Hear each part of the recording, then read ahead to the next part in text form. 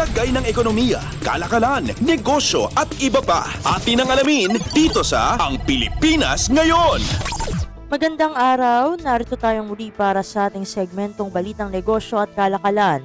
Umabot sa mahigit 90 billion pesos ang nakolektang dibidendo mula sa government-owned and controlled corporations o GOCCs ngayong taon.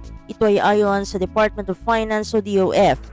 Sa kanilang year-end report, sinabi ng DOF na sa kasalukuyan, ang national government ay nakakolekta na ng 99.2 billion pesos mula sa 49 na remitting GOCCs. Ayon sa DOF, ang halaga ay mas mataas kumpara sa dividend collections target para sa taon at sa actual collections noong 2022. Pahayag pa ng ahensya, ang stellar performance na ito ay patunay lamang ng prudent at efficient management ng administrasyon pagdating sa corporate public sector nito. Lagay ng ekonomiya, kalakalan, negosyo at iba pa. Atin ang alamin dito sa Ang Pilipinas Ngayon. Sa iba pang mga balitang negosyo, mananatiling matatag ang presyo ng Medianoche products hanggang sa bisperas ng bagong taon. Ito ay ayon sa Department of Trade and Industry o DTI. Sinabi ni DTI Assistant Secretary Amanda Nograles na ang Noche Buena items ay pareho lang ng Medianoche products at tinitiyak nila na hindi magkakaroon ng paggalaw sa presyo nito hanggang sa katapusan ng Disyembre.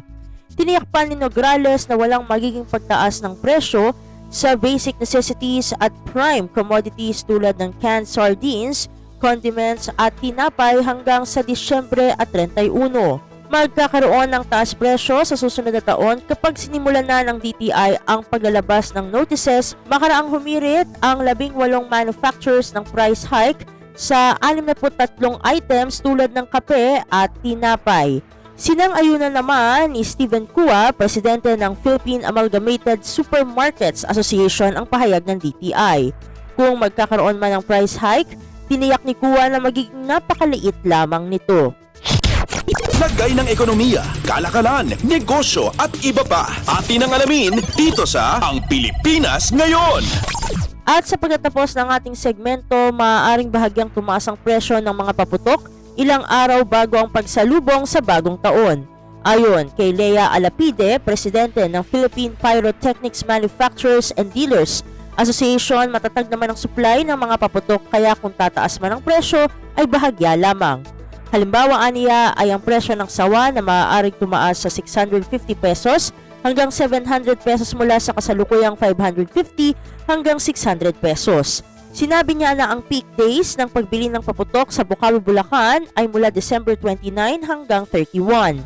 Umapela naman siya sa publiko na maagang bumili ng paputok para hindi na magsiksikan sa dulo ng Disyembre. Gayunpaman ay isinusulong na Interior Secretary Benhur Abalos ang total ban sa paputok na nagiging sanhi-aniya ng injuries tuwing New Year's celebrations. Lagay ng ekonomiya, kalakalan, negosyo at iba pa. Atin ang alamin dito sa Ang Pilipinas Ngayon. At dito na natatapos ang ating segmentong Balitang Negosyo at Kalakalan. Para sa Radyo Pilipinas World Service, ito si Steph Vicente. Muli, magandang araw. Lagay ng ekonomiya, kalakalan, negosyo at iba pa. Atin ang alamin dito sa Ang Pilipinas Ngayon.